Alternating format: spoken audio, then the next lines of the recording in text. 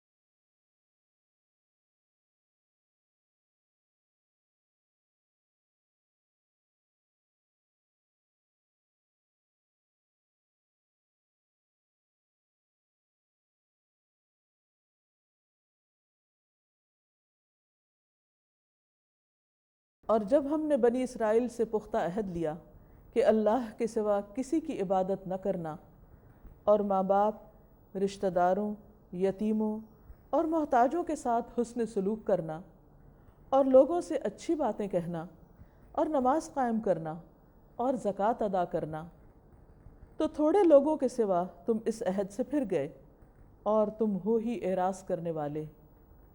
اور جب ہم نے تم سے پختہ عہد لیا کہ تم اپنے خون نہ بہانا اور اپنوں کو جلا وطن نہ کرنا، تو تم سب نے اقرار کر لیا اور تم اس بات کے گواہ ہو۔ پھر تم وہی ہو کہ اپنوں کو قتل کرتے ہو اور اپنے میں سے ایک فریق کو ان کے گھروں سے نکال دیتے ہو، اور تم ان کے خلاف گناہ اور زیادتی کے ساتھ دوسروں کی مدد کرتے ہو، اور اگر وہ تمہارے پاس قیدی بن کر آئیں تو بدلہ دے کر ان کو چھڑا لیتے ہو، حالانکہ ان کا نکال دینا ہی تم پر حرام تھا۔ کیا تم کتاب کے بعض حصوں کو مانتے ہو اور بعض کا انکار کرتے ہو؟ تو جو تم میں سے ایسی حرکت کریں ان کی سزا اس کے سوا اور کیا ہو سکتی ہے کہ دنیا کی زندگی میں رسوائی ہو اور قیامت کے دن وہ شدید ترین عذاب میں ڈال دیے جائیں۔ اور جو کام تم کرتے ہو اللہ ان سے غافل نہیں ہے۔ یہی وہ لوگ ہیں جنہوں نے آخرت کے بدلے دنیا کی زندگی خریدی، پس نہ تو ان سے عذاب ہلکا کیا جائے گا اور نہ وہ مدد دیے جائیں گے۔ ان آیات میں اللہ سبحانہ وتعالیٰ بنی اسرائیل سے لیے گئے عہد کا ذکر فرما رہے ہیں کہ وَإِذْ أَخَذْنَا مِيثَاقَ بَنِي إِسْرَائِيل، جب ہم نے بنی اسرائیل سے پکا وعدہ لیا، کس بات پر؟ لا تعبدون الا اللہ، کہ تم اللہ کے سوا کسی کی عبادت نہ کرنا۔ حقیقت یہ ہے کہ بندے پر سب سے بڑا حق اس کے خالق کا ہے، اللہ کا ہے، جس نے اس کو بنایا، جو اس کو روزی دیتا ہے، جو اس کی ساری مشکلات دور کرتا ہے اور جس کے پاس واپس لوٹ کر جانا ہے۔ تمام انبیاء کی یہی تعلیم تھی۔ بنی اسرائیل کے پاس جتنے بھی پیغمبر آئے انہوں نے بھی ان کو یہی سبق یاد دلایا۔ پھر اللہ کے بعد انسانوں میں سے سب سے بڑا حق والدین کا ہے، اس لیے فرمایا وَبِالْوَالِدَيْنِ إِحْسَانًا، اور والدین کے ساتھ احسان کرنا یعنی اچھا سلوک کرنا۔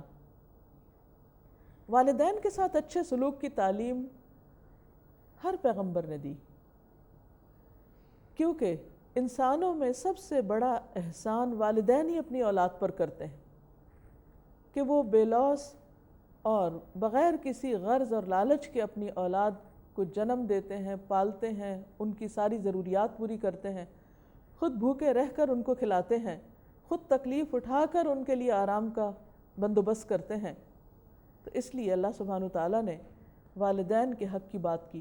اور والدین کے ساتھ احسان کیا ہے؟ احسان کہتے ہیں اچھے برتاؤ کو صرف اس وقت نہیں جب کوئی ہمارے ساتھ اچھا کر رہا ہو، اس وقت بھی جب دوسرا وہ کرنے کے قابل نہ رہے جو ہم اس سے ایکسپیکٹ کرتے ہیں۔